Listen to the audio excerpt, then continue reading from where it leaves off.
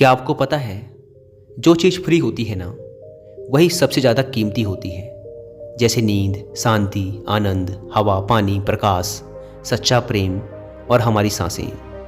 लेकिन विडंबना ये है कि हम इन्हीं चीज़ों की सबसे ज़्यादा बेकदरी करते हैं। और ये सभी वो चीज़ें हैं जो करोड़ों रुपए खर्च करके भी हमें नहीं मिल सकती। सबसे बड़ा कारण कि हम इन सब चीज़ों की कदर नहीं करते वो है हमारी भागती दौड़ती ज़िंदगी और हमारा गलत विश्वास कि ये ज़िंदगी ऐसे ही चलती है। हम सभी अपनी ज़िंदगी में अलग अलग रोल और ड्यूटी निभाते हैं।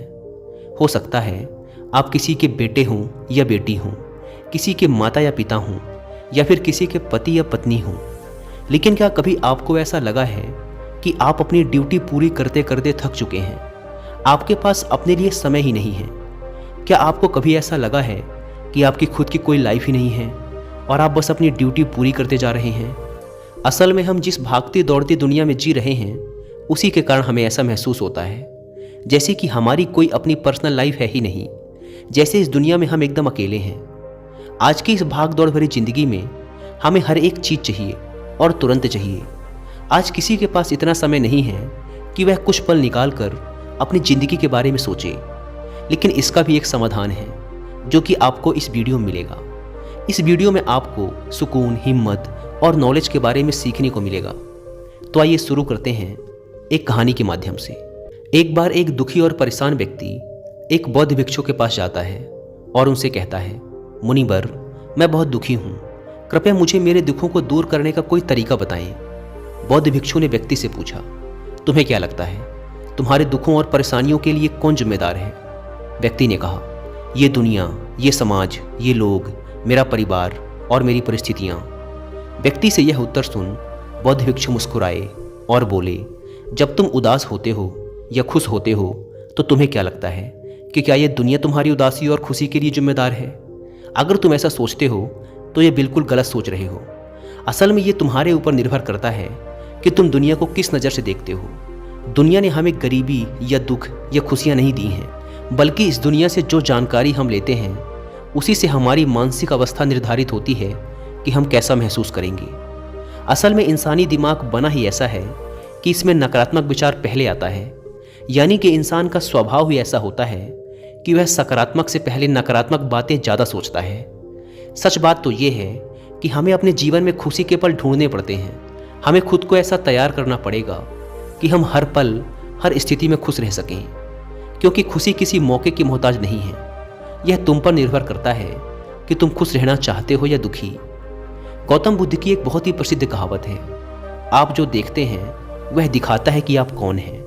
यानी कि हमारा नज़रिया हमारे व्यक्तित्व और हमारी सोच पर निर्भर करता है। जैसे अगर हम नकारात्मक हैं तो दुनिया में हर चीज़ हमें नकारात्मक लगेगी, और अगर हम सकारात्मक हैं तो हम हर चीज़ को सकारात्मक नज़र से देखेंगे। जैसे कि बुद्ध की नज़रों में हर इंसान ही बुद्ध स्वरूप था। अगर तुम अंदर से खुश हो तो यह दुनिया तुम्हारे लिए एक खुशहाल जगह है, लेकिन अगर तुम उदास हो तो फिर तुम्हें चारों तरफ उदासी ही नजर आएगी। यानी कि सब कुछ हमारे नज़रिए पर निर्भर करता है। लोग एक ही स्थिति पर अलग अलग तरह की प्रतिक्रिया देते हैं, और ये प्रतिक्रिया उनके मन को शांति भी दे सकती है और सिरदर्दी भी।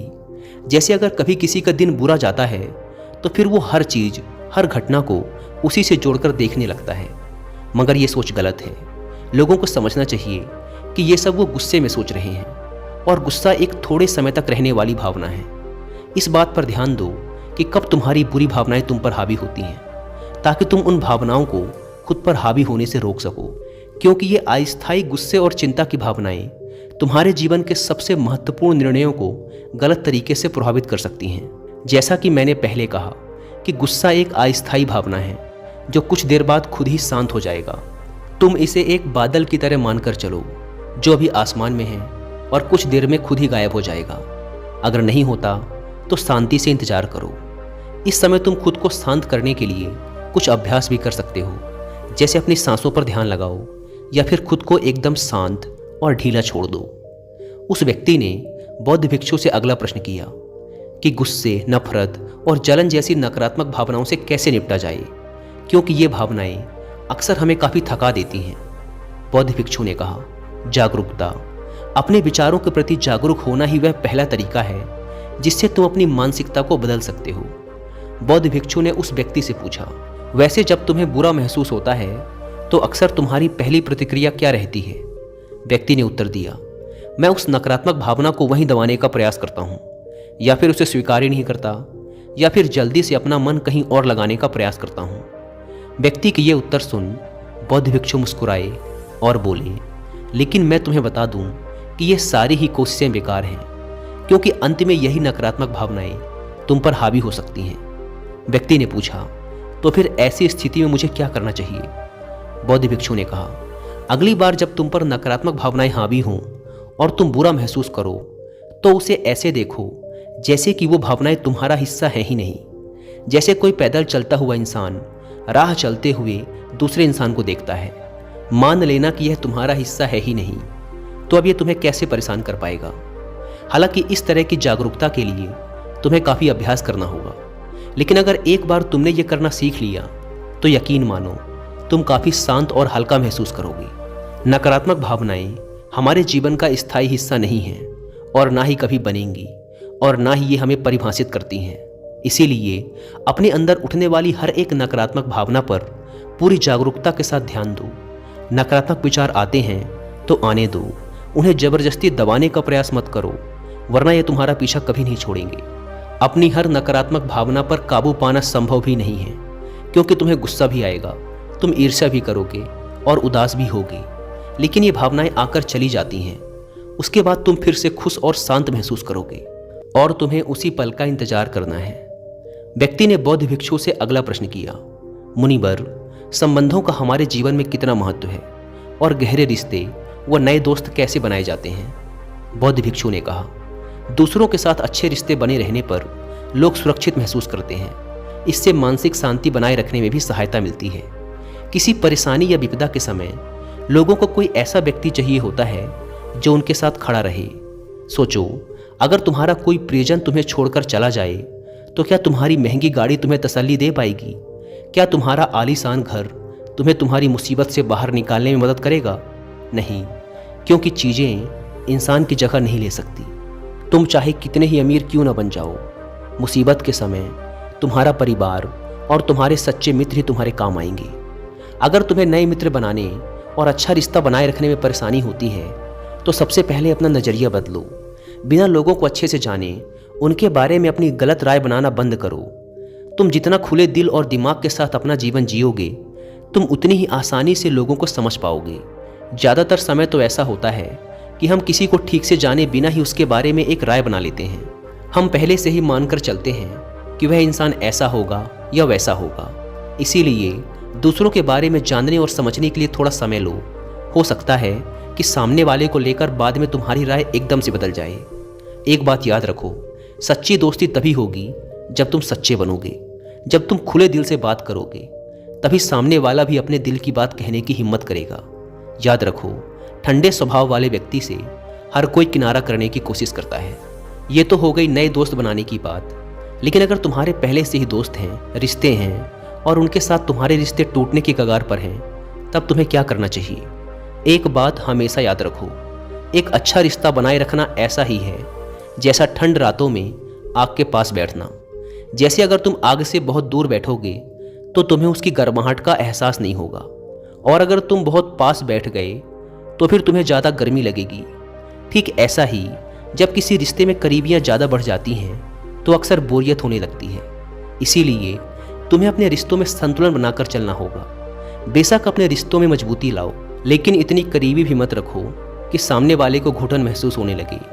रिश्तों में भी थोड़ी दूरियां होनी चाहिए, जिससे तुम्हारे दोस्तों और करीबी लोगों के साथ एक मजबूत रिश्ता हमेशा के लिए बना रहे। व्यक्ति ने बौद्ध भिक्षु से अगला प्रश्न किया, लोग क्या कहेंगे, इस डर को कैसे खत्म करें? बौद्ध भिक्षु ने कहा, अब जो 3 बातें मैं तुम्हें बताने जा रहा हूँ उन्हें गांठ बांध लो, क्योंकि ये तीनों ही बातें तुम्हें खुश रहने में काम आएंगी। सबसे पहली बात, लोग तुम पर उतनी दिलचस्पी नहीं लेंगे जितना तुम चाहते हो। भिक्षु ने व्यक्ति से पूछा, क्या तुम्हें याद है पिछले हफ्ते तुम्हारे दोस्त ने क्या पहना था और उसने क्या खाया था? व्यक्ति ने कहा, नहीं, मुझे याद नहीं। तब भिक्षु ने कहा, जैसे तुम्हें दूसरों की छोटी छोटी बातें याद नहीं रहती, तो फिर उन्हें तुम्हारे बारे में कितना याद रहता होगा। और जब लोगों को तुम्हारे बारे में याद ही नहीं है तो फिर चिंता करके क्या फ़ायदा कि लोग क्या कहेंगे। असल में लोग हमारे बारे में उतना नहीं सोचते जितना हमें लगता है। दूसरी बात, हर कोई तुम्हें पसंद करे ये ज़रूरी नहीं। क्या तुम सबको पसंद करते हो? नहीं ना। तो फिर तुम दूसरों से क्यों उम्मीद करते हो कि वो तुम्हें पसंद करें?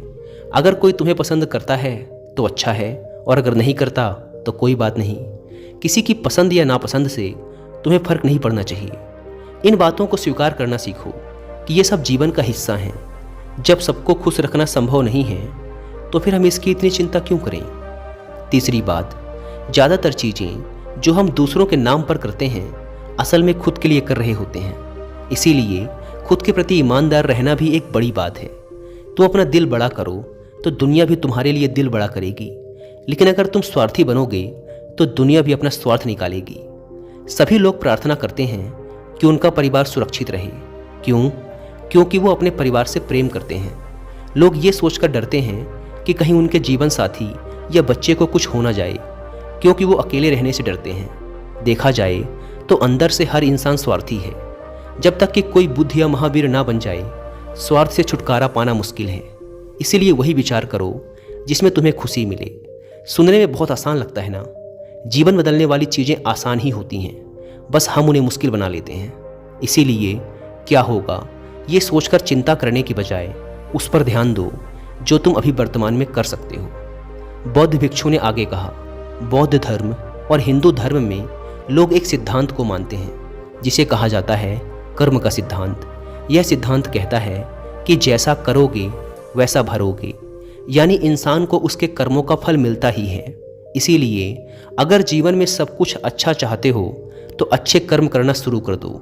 जीवन में सफलता, खुशी और समृद्धि चाहते हो तो ईमानदारी के साथ मेहनत करना और सही कर्म करना शुरू कर दो। इतना कहने के बाद बौद्ध भिक्षु ने अपनी बात समाप्त की। उस परेशान व्यक्ति को भी अपने प्रश्नों का उत्तर मिल चुका था। उसने इस जानकारी के लिए बौद्ध भिक्षु का धन्यवाद किया और वहाँ से चला गया। दोस्तों, उम्मीद करता हूँ कि आपको ये कहानी पसंद आई होगी और कुछ अच्छा सीखने को मिला होगा। धन्यवाद।